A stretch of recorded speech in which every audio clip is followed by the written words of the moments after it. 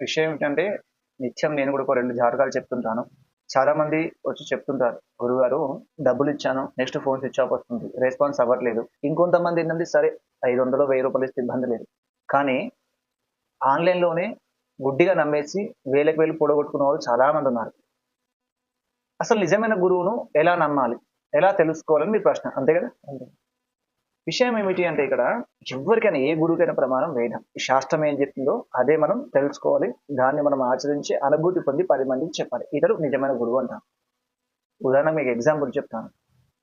నేను నా శిష్యులకు డైలీ ఉదయం 4 గంటలు 4:30కు లేవండి అని చెప్పాను. ఎందుకు?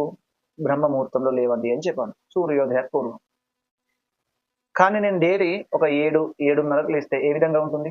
సో విషయం ఏమిటంటే వేదం చెప్పింది మనం విని దాన్ని మనం ఆచరించి అనుభూతి పొంది 10 మందికి చెప్పగలగాలి. అతడు నిజమైన గురువు.